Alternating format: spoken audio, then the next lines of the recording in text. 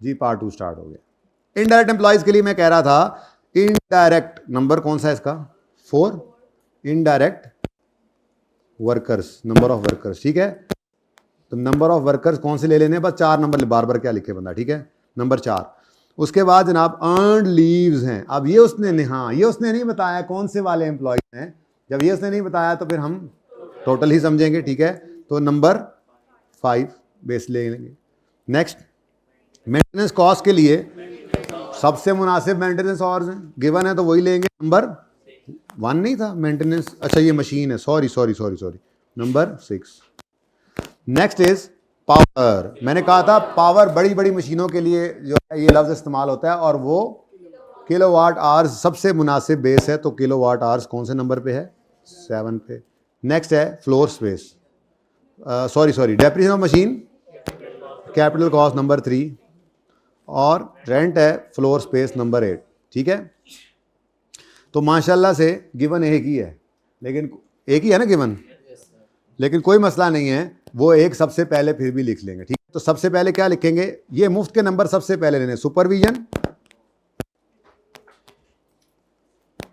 की base given है, कोई बेस नहीं गिवन है, बस ये टोटल छोड़ो।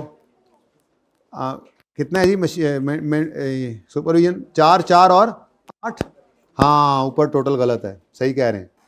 तो 4 4 और सही तो है, 3 थोड़ा ही है, मैं 3 मशीनें गिन गया हूँ जी, 4 और 4 8, तो टोटल 8000, 4000 और 4000। अब इसको 1000 में ना करना, मैंने आपको अर्ज किया जी। नेक्स्ट अब कोई भी गिवन नहीं है। सबसे पहले किसको ढूंढना है आपने, जिसकी बेस गिवन हो, ठीक है, जिसकी बेस गिवन हो वो सबसे पहले, एक नहीं 2 3 हुआ करते हैं तो वो उठा लेना, ठीक है। अच्छा चलें, उसके बाद अब 1 बाय 1 शुरू हो जाए। Now supervision is done, understood. Indirect employees को पकड़ो, इनडायरेक्ट एम्प्लॉय वेजेस, इसकी बेसिस क्या जी, number of indirect workers employees, ठीक है जी, वर्कर्स। अब देख लो मैंने कुछ भी नहीं किया, अब ये मसला आपका ही आज, जिसको भी खत्म कर लो अब आज के दिन में, देखा कुछ नहीं हुआ जी। नंबर ऑफ वर्कर्स जी, कितनी कॉस्ट टोटल, 10,000 टोटल है। अब इधर आ जाओ, टोटल यहाँ पर अगर सही नहीं है तो आप चेक कर लेना, चलो 8 जमा 2 10, ये तो सीधा नजर आ रहा है यार, ठीक है। तो कर लो जी 10,000 बटा 10 इंटू 8 और 8,000। जरूरी नहीं है कैलकुलेटर से ही पूछा जाए, इतनी सिंपल कैलकुलेशन हो तो आप जुबानी भी लिख लिया करें, कोई मसला नहीं, ठीक है। मुफ्त के नंबर हैं जनाब। नेक्स्ट जी, earn leaves total number of workers या एम्प्लॉयज, ऊपर भी एम्प्लॉयज लिखना था, एम्प्लॉयज लिखा होता लफ्ज उन्होंने, हाँ चलो खैर फ़र्क तो नहीं पड़ता, लेकिन अब आपको पड़ जाए शायद फ़र्क, तो इसलिए मैं लिख देना हूँ जी। अब टोटल कॉस्ट कितनी है जी, 5,000। अब टोटल नंबर ऑफ एम्प्लॉयज़ जाकर देखो, अब 20 और 5 25 ही होते हैं ना, सही तो लिखा हुआ है। तो अब 5,000 डिवाइडेड बाय 25,000 करके रख लो कैलकुलेटर पे, और फिर मल्टीप्लाई करो 20 और 5, बोलो 4,000। कितना आसान सवाल हो गया था ये, टॉपिक ही आसान है, क्या करें, सब्जेक्ट ही आसान है, क्या करें, बस पढ़ते रहें रोज़। जैसे ये आसान लग रहा है, रोज़ पढ़ रहे हैं ना, आसान लग रहा है, 1-2 दिन छोड़ के देखें, बस गए, फिर इंशाल्लाह गए, ना छोड़ना ना फिर जी। सवाल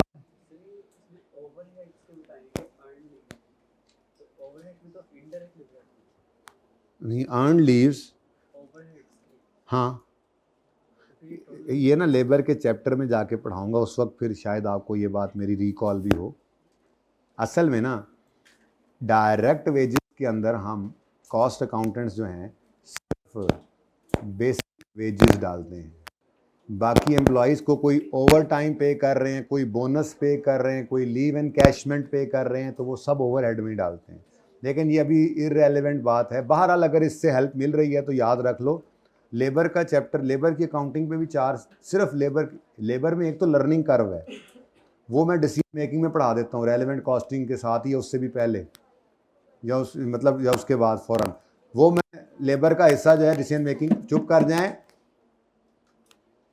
लेबर की डिसीजन मेकिंग जो है ना ये होती है, लर्निंग कर्व जो होता है ये मैं डिसीजन मेकिंग में साथ ही पढ़ा देता हूँ।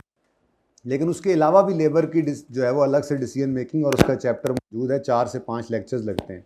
उसमें आपको ये कॉन्सेप्ट मैं उस वक्त पढ़ाऊँगा कि हम पढ़ा ही दिए, वैसे तो आप चलो जहन में रख लेना, लिखना हो तो लिख लेना अगर ये क्वेश्चन बाकियों के जहन। सवाल ये है ऑनलाइन वालों, भाई का सवाल ये है कि ये तो अर्न लीव्स हैं, अब आपने इसकी जब बेस यूज़ की टोटल एम्प्लॉयज़, तो इसमें तो डायरेक्ट एम्प्लॉयज़ भी हैं और इनडायरेक्ट वर्कर्स भी हैं, डायरेक्ट भी हैं, तो ये तो फिर एफर्ट ना हुआ। तो इनका जवाब मैं ये दे रहा हूँ कि लेबर के चैप्टर में जब भी पढ़ेंगे, मैंने कहा स्टपनी है 2-3 टॉपिक्स, ठीक है ना, वो जहाँ पे जगह मिलेगी फिट कर लेंगे। तो जैसे रिजल्ट से पहले टाइम थोड़ा है तो कुछ छोटा टॉपिक करना होता है, तो ऐसे कुछ चीज़ इस तरह की चीज़ें होती हैं हर उस्ताद के पास, ठीक है ना।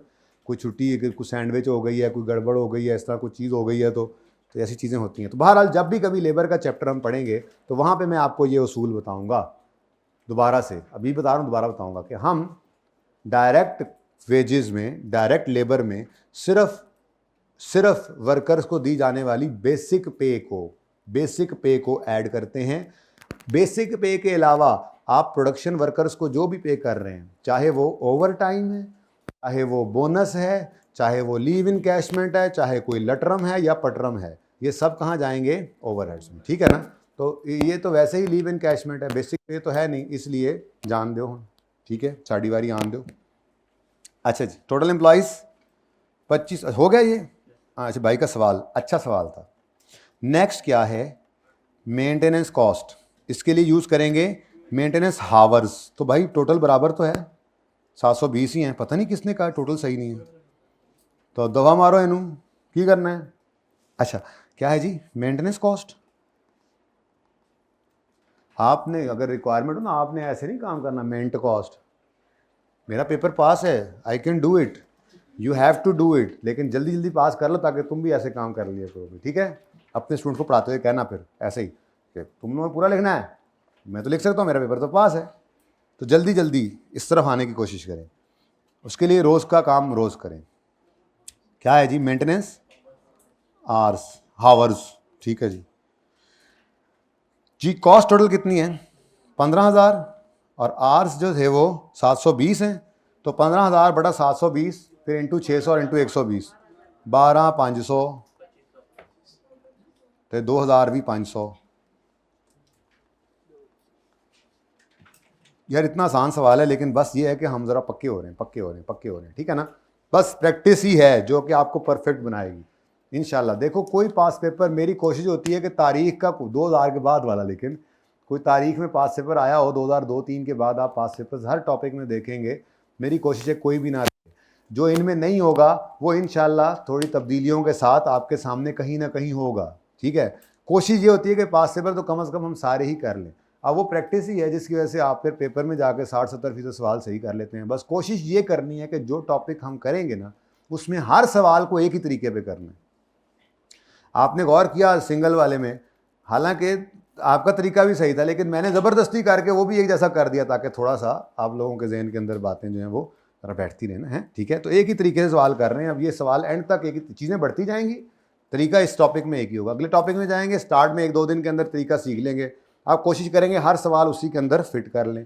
इससे फ़ायदा ये होता है कि 80% तक पर्चा तो ऐसा हो जाता है कि ऐसा ही हो जाए। को अगर एक का दुक्का सवाल आगे पीछे हो भी जाता है तो कोई मसला नहीं, सारा पर्चा आगे पीछे उससे तो बेहतर है एक आधे की खैर है, ठीक है, और सही है ना। और वो फॉर्मेट्स की चूंकि आदत होती है तो आधे से ज़्यादा सवाल सही भी हो जाता है, जब ये डर नहीं होता कि शुरू कहाँ से करें, पता है ये यहाँ से शुरू करना है, शुरू कर देते हैं तो आधे से ज़्यादा नंबर उसके हम वैसे भी ले लेते हैं। पास होने का आसान तरीका, ठीक है। अच्छा कहाँ थे हम? गल्ला ज़्यादा करता है। पावर और किलोवाट आवर्स 1,20,000, तो पावर किलोवाट आवर्स, ठीक है जी। अब कितनी है टोटल कॉस्ट? 20,000, तो 20,000 को डिवाइड करो 120 से और मल्टीप्लाई करते जाओ 100 और 20 से करके बताओ 16, 667 और सुभान अल्लाह। नेक्स्ट, अच्छा पर्चे में ऐसी को फिगर आ जाए कैलकुलेटर पे, लगता है कुछ गलत हो गया। क्या मतलब गलत हो गया? सही जा रहे हो, बस जाया जाया करो, ऐसी फिगर्स भी आ जाती होती हैं। नेक्स्ट, सचमुच आप ऐसे, मतलब मैं यकीन करो, आप लोग अगर अपने दिल से पूछो ना और फ्रॉड ना लगाओ मेरे साथ, तो ऐसे ऐसे आप लोग करते हो।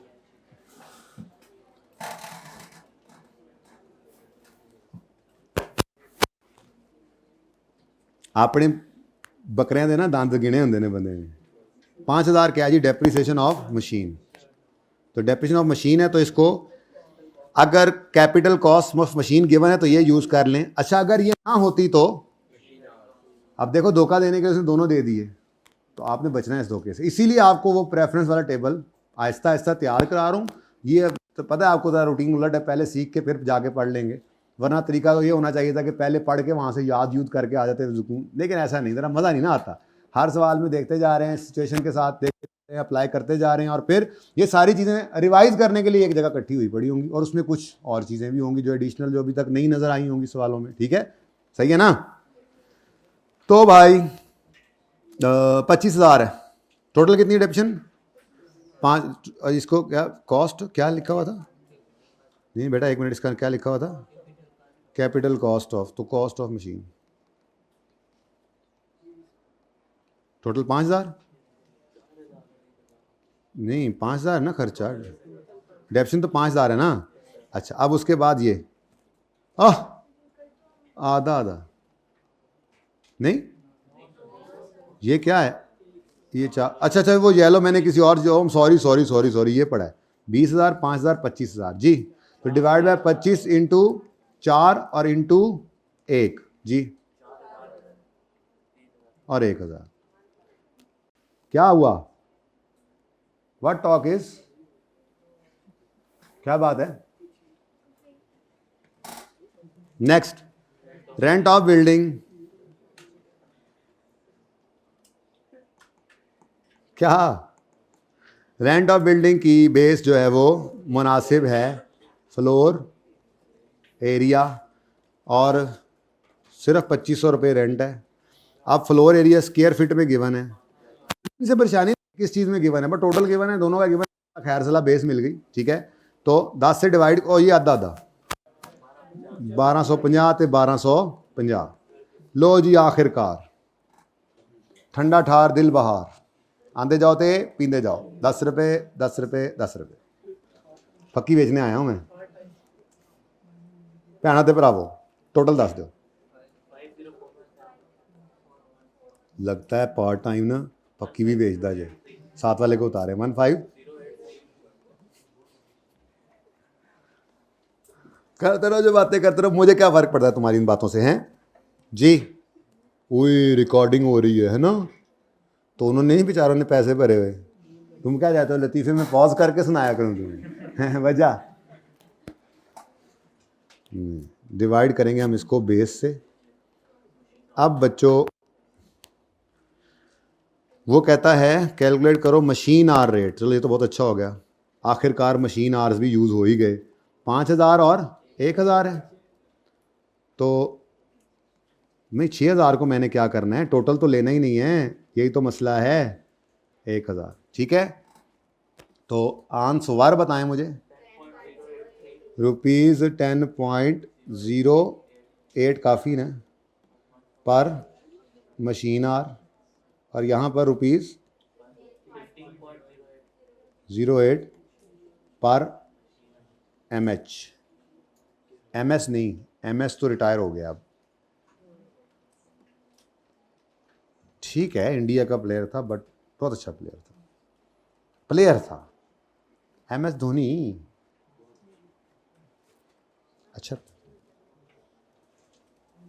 मुझे शायद पूरी इंडियन टीम में शायद वही पसंद होगा, पता नहीं क्यों, हालांकि इतने अच्छे अच्छे हैं, लेकिन नहीं, मज़ा नहीं आया, कुछ मज़ा नहीं आता है। और गुस्सा होना है? अच्छा, ये टोटल करने की ज़रूरत है। अच्छा, अब मैं ना यहाँ पे थोड़ी सी बात वो कर लूँ आपके साथ, कि मिसाल के तौर पे इससे आगे बढ़ जाता और वो कहता कि ज़रा पर यूनिट प्रोडक्ट कॉस्ट तो निकाल दो। ये अभी तक मैंने नहीं करवाया, तो product cost,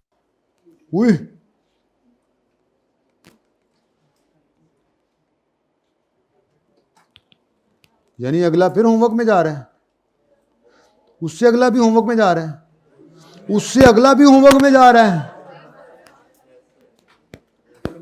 I can't do anything. मैंने अपनी पूरी कोशिश की कि मैं जो है वो आपको सारे सवाल करा के भेजूं, 17वां भी दे देता, असल में वहां से कहानी और शुरू हो रही है, मेरे वसों बाहर है। अच्छा चलो, जो होता है वो तो करो, अभी तो 10 मिनट पड़े हैं। दान साहब का प्रेशर 10 मिनट पहले ही शुरू हो जाता है पढ़ना, है ना। सर नान को 3 बजे के बाद कॉल आई, कहीं शायद 3 बजे के आसपास, सर वो आपका मैसेज आया हुआ था। मैंने कहा सर मैंने उसमें लिखा था 5-7 मिनट आज मिल सकते हैं। खैर असल में ना वो क्योंकि नेट नहीं चल रहा था ना, कल को मसला था, तो मैंने दूसरा मैसेज कर दिया। मैं कहा बहुत अच्छे, लेकिन उन्होंने तो कह दिया ना सर कि मैंने तो पहले ही कह दिया था सर के जुमे वाले दिन, और उसके अलावा भी मुश्किल होता है। सर को ये बातें बताते तो नहीं हो मेरी जाके, direct material cost, direct labour cost और FOH कॉस्ट। अब पर यूनिट कॉस्ट चाहिए। अब अज्यूम कर रहा हूँ जी मैं, ठीक है ना, फिगर्स, क्योंकि मटेरियल लेबर तो मेरे पास नहीं है, मैं कुछ अदद चीज़ें अज्यूम कर रहा हूँ। चीज़ नंबर 1, डायरेक्ट मटेरियल कॉस्ट जो है वो पर यूनिट लिख ही लेता हूँ। डायरेक्ट मटेरियल कॉस्ट जो है जो मिसाल के तौर पे ये 120 रुपये एक यूनिट पर लगती है। ये जो यूनिट हमारा, ये बेसिकली जैकेट ही थी, वो जो पहले इस मशीन पर आती है, फिर इस मशीन से आकर फिर रेडी होकर निकल जाती है। अब वो जैकेट तो एक ही है ना, यूनिट तो एक ही है, अब उसकी कॉस्ट निकल रही है, तो टोटल उसमें मटेरियल कितना लगा है जी, 120 रुपये का मटेरियल लगता है। चलो यार ये मार्कर कर लो, शक्ल देख रहे हो, जैकेट 120 के मार्कर, ठीक है, कागज की थी वो जैकेट, मेरी शॉपर वाली जैकेट नहीं पहनी होती बारिश के अंदर, वो वाली बनाता हूं मैं, ठीक है। अब ठीक है, मटेरियल कितना लगा जी, 120 का, लेबर लग गई जनाब इसके ऊपर 150 की। अब FOH की कॉस्ट की बारी आई। अब एक और चीज अज्यूम करनी पड़ेगी, सवाल क्योंकि रिक्वायरमेंट नहीं थी ना, एक तो ये 2 चीजें मैंने अज्यूम की, क्योंकि सवाल की रिक्वायरमेंट नहीं थी, प्रोडक्ट कॉस्ट ने ये कॉस्ट दी नहीं। दूसरा, चूंकि सवाल की रिक्वायरमेंट नहीं है, FOH एब्जॉर्ब निकालो, तो उसने ये भी नहीं बताया हुआ कि ये जो जैकेट है, शॉपर वाली जैकेट, ये जैकेट मशीन 1 पर कितने घंटे रहती है और मशीन 2 पर कितने घंटे रहती है, यानी मशीन 1 पर कितना काम होता है, वो मैं अज्यूम कर रहा हूँ कि मिसाल के तौर पर हम ये कहते हैं कि मशीन 1 जो है उस पर जो है वो 1.5 आवर्स पर शॉपर वाली जैकेट लगते हैं, और मशीन 2 पर जो है वो 2 आवर्स कर दूं, 2 आवर्स पर यूनिट यूज़ होते हैं। अब मेरे पास रेट पर मशीन आर गिवन है, ऐसा ही है। अब मुझे उसको पर यूनिट में कन्वर्ट करना है, तो ज़रा ध्यान से देखना, 1.5 घंटा मशीन 1 का लगा और 10.08 के FOH मशीन 1 के हर घंटे के हैं मशीन वाले, लेकिन मशीन 1 के अपने हैं। उसके बाद 2 घंटे लगे और 15.08 लग गया। अब ये टोटल कितना बना, ये समझ आई है बात, 45.28 के FOH। तो बस इतनी सी बात है, एब्जॉर्प्शन ही करेंगे। अब ये बिल्कुल एक्स्ट्रा बात है भाई, घर जाके ये ना ढूंढते रहना कि ये सवाल में कहाँ लिखा हुआ है। ये तो मैंने वैसे ही बोला आपको कि पता नहीं क्या सोची जा रहे होंगे कि होना क्या, क्या टोटल बनता है इसका, 315.28, ठीक है, सही है ना। तो ये एब्जॉर्प्शन बिल्कुल वैसे ही हुई है, बस फर्क सिर्फ ये आ गया है कि वो जो रेट था ना, पहले क्या करते थे, पहले ये जो FOH बांट के अलग अलग रेट निकाला है, ये नहीं होता था, ये सब टोटल करते थे, सारे के सारे टोटल होते थे, और सारे दोनों मशीनों का टोटल मशीन आर शायद निकल आते थे, और उसकी बेस पे एक रेट निकलता था। और फिर हम यूं कह देते होंगे कि शायद एक यूनिट पर 3.5 घंटे लगते हैं, तो हर घंटे का रेट तो 3.5 इंटू जो एक रेट आता था उसको लगा देते थे। आप थोड़ा सा रिफाइन कर रहे हैं चीज़ों को। कुछ बात समझ आई है, किधर को जा रहे हैं, चले कहाँ से पहुंचे, कहाँ पे हुए हैं, कुछ समझ आ रही है कि हवाओं में ही अभी भी, इतने तुम एरोप्लेन हवाओं में हैं,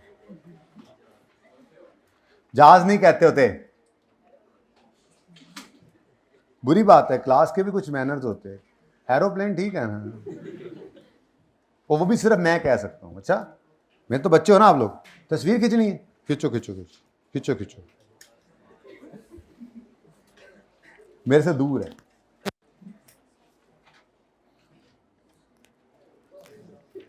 किसी की तस्वीर खराब हुई यस ये क्वेश्चन नंबर बता दो, अब इसका सोल्यूशन नहीं दूंगा मैं, बस कर दो फोटोग्राफरों, बस कर दो। अच्छा वैसा है 14 को और 15 को बस पढ़ लेते हैं, अब मैं दूसरी बात छेड़ता ही नहीं हूँ। पर मसला पता है क्या, दूसरी बात जब छिड़ेगी ना मंडे को, तो मंडे को एक बार फिर आप ऐसे होंगे, मुतज़लज़ल हालात होंगे आपके, बहुत नाजुक। तो इंशाल्लाह फिर ट्यूसडे को उसमें बेहतरी आएगी, तो ट्यूसडे को नई फुलझड़ी छोड़ दूंगा मैं। उसके बाद फिर वेंसडे को जाके फिर रिलैक्स हो जाएंगे, फिर थर्सडे को इंशाल्लाह होपफुली चैप्टर ख़त्म करके फ्राइडे को नया चैप्टर, या सैटरडे को तो लाजमी नया चैप्टर शुरू हो ही जाएगा। अब मेरा कसूर है कोई? तो सैटरडे को छुट्टी करने वाले जिन्होंने आज छुट्टी की है, अगली बार तो बिल्कुल ही गए। अच्छा जी सुने, calculate appropriate overhead absorption rate for machining assembling finishing. Machining assembling finishing 11-19 हो गए हैं, ठीक है। आज आप लोगों ने मुझे 11-24 पर रोक देना है, ठीक है। आज 1 मिनट पहले क्लास ख़त्म करेंगे हम सर के एजाज़ में। मशीनिंग असेंबली और फिनिशिंग का OAR निकालना है। मैंने कहा था कि सवाल में क्लियरली लिखा नहीं हुआ, वरना जितने रीसेंट सवाल आप देखेंगे ना अब अलग से लिखता है। बहरहाल मेंटेनेंस डिपार्टमेंट का आपको वैसे भी पता है, ये एक सर्विस डिपार्टमेंट होता है, सपोर्ट डिपार्टमेंट है, और ये सारे जो हैं ये प्रोडक्शन डिपार्टमेंट्स होते हैं, ठीक है। अच्छा बहरहाल क्लियरली लिखना चाहिए था, और लिखता है हर सवाल आगे आप देखेंगे क्लियरली लिखा होता है। आगे वो कहता है जी, alpha limited is preparing its departmental budget and product cost estimate for next year. The cost and related data for the year 14 have been estimated as follows. Direct wages, indirect wages, ओहो sorry, direct wages नहीं, indirect wages हाँ, direct material नहीं, indirect material हाँ, लेकिन हो सकता है आगे जाकर इनको एज अ बेस यूज करना पड़ जाए, बट ये FOH की कॉस्ट में शामिल नहीं है, ठीक है। Power is light and heat. मैंने कहा गलत बोल रहा हूँ तो ज़रा सही करके बोल दूँ ना कि ये गलती होने लगी थी। हीट एंड लाइट को मैंने क्या बोला, light and heat, depreciation, rent and rate, warehousing cost, tongue is slipping, okay. Warehousing cost, warehouse की कॉस्ट। अब वेयर हाउस हो सकता है रॉ मटेरियल का हो सकता है फिनिश गुड्स का हो, क्या लगता है? ऊपर वैसे उसने लिखा नहीं हुआ कहीं FOH है, लेकिन ये सारी जगह मशीनिंग, असेंबलिंग, फिनिशिंग, मेंटेनेंस, इससे कहीं लग रहा है कि शोरूम की खर्चे हैं। आप शोरूम में जाएं किसी गाड़ी को ख़रीदें तो वहाँ पर प्लांट भी लगा होता है, तो नॉर्मली ये फैक्ट्री में ही होते हैं, ठीक है ना। वैसे वेयर हाउस के बारे में एक बात याद रख लो, वेयर हाउस के बारे में कि अगर वेयर हाउस फिनिश गुड्स का है, शायद बेसिक्स में बताया भी था, अगर वेयर हाउस फिनिश गुड्स के लिए है तो वो सेलिंग एंड डिस्ट्रीब्यूशन कॉस्ट में जाती है, उसकी कॉस्ट वो पीरियड कॉस्ट है, वो इधर प्रोडक्ट कॉस्ट में नहीं आएगी, ठीक है। और अगर वेयर हाउस रॉ मटेरियल का है तो बहरहाल ये तो वेयर हाउसिंग की कॉस्ट पड़ी है, चुप है, तो अगर दिल नहीं कर रहा इसको लिखने का तो अज्यूम करके लिख लो, ठीक है, कि ये वेयर हाउस जो है वो मटेरियल के लिए, क्योंकि सारी कॉस्ट तो इसी फैक्ट्री की दी हुई है बहरहाल प्रोडक्शन कॉस्ट के अंदर। अच्छा उसके बाद अब सबसे पहले आपने क्या करना है, हाँ वो तो है, ठीक है, इनडायरेक्ट वेजेस गिवन है, इनडायरेक्ट मटेरियल भी गिवन है, तो ये सबसे पहले मुफ्त के नंबर लेने हैं जब आपने शीट बना लेनी है, ठीक है। 4 कॉलम वाली शीट है ना, 3 प्रोडक्शन डिपार्टमेंट और 1 सर्विस। उसके बाद पावर के लिए आपको किलोवाट आवर्स चाहिए। आपने जाकर देखा तो डायरेक्ट लेबर आ रहे हैं, मशीन आ रहे हैं, नंबर ऑफ एम्प्लॉयज़ हैं, फ्लोर एरिया है और बुक वैल्यू ऑफ एसेट्स है, कहीं पे किलोवाट आवर्स नहीं गिवन। अब सेकंड प्रेफरेंस क्या होनी चाहिए? मजबूरी है, फिर पावर उन्हीं मशीनों की ही है जो चली हैं, तो जितने घंटे ज़्यादा चली उतने घंटे। असल में ना किलोवाट आवर्स इसलिए ज़्यादा मुनासिब बेस है कि जितना ज़्यादा हैवी मशीन है उतने ज़्यादा किलोवाट्स उसने खाने हैं, तो पावर उतनी ज़्यादा उसको एलोकेट हो जाएगी। मशीन 1, मशीन 2, मशीन 3 को देखकर मैं तो नहीं बता सकता ना कि कौन सी मशीन ज़्यादा वोल्टेज यूज़ करती है, ज़्यादा बिजली वो खाएगी।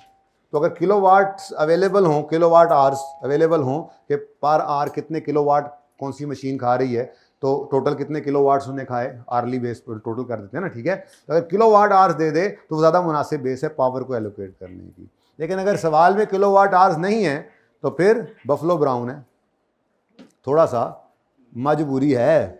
थोड़ा सा पीछे आए और अब मुनासिब बेस क्या बनती नज़र आ रही है, मशीन जितने घंटे चली उतनी ज़्यादा पावर लगी, फिर यही अज्यूम कर सकते हैं। क्योंकि वैसे तो ये सही नहीं है ना, अब 1 घंटा एक मशीन चल के 10 किलोवाट खा रही है और एक दूसरी मशीन चल के 5 किलोवाट खा रही है, तो चल तो दोनों 1 घंटा रही हैं। तो अगर टाइम के आवर्स के हिसाब से करें तो फिर तो बेसिस मुनासिब नहीं है। लेकिन अब गैर मौजूदगी इसकी किलोवाट्स की गैर मौजूदगी के अंदर फिर क्या करें, मुनासिब मशीन आर्जी हैं। तो अब भाई मजबूरी है, क्या कर सकते हैं, आपने इसको मशीन आवर्स पर जो है वो एलोकेट कर लेना है। ठीक है, लीट एंड हाइट, अब इसका एक मसला है, इसमें आपको अगर lighting number of lighting points दिए होते तो ले लेते, अब नहीं है तो फ्लोर एरिया मुनासिब लग रहा है।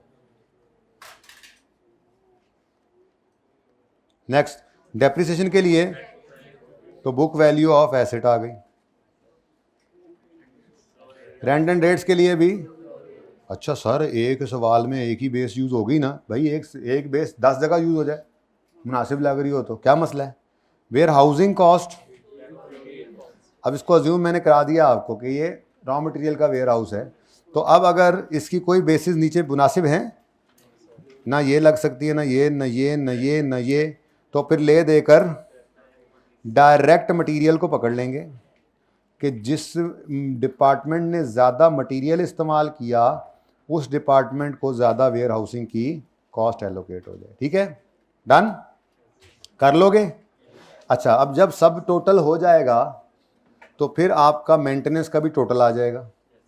उसको कह रहा है बांट दो 80% टाइम, जो बांटो किसको, मेंटेनेंस की, मशीनों की मेंटेनेंस को, वेयर एज रिमेनिंग जो है वो cleaning and maintenance of factory buildings को डाल दो। अब ये बड़ी उसने फनकारी लगाई, यानी कि आपने जो भी आपकी मेंटेनेंस कॉस्ट आती है, लेट्स से एक्स आ गई, उसको पहले 80% करना है, इस 80% को आपने मशीन आवर्स की बेस पे बांटना है।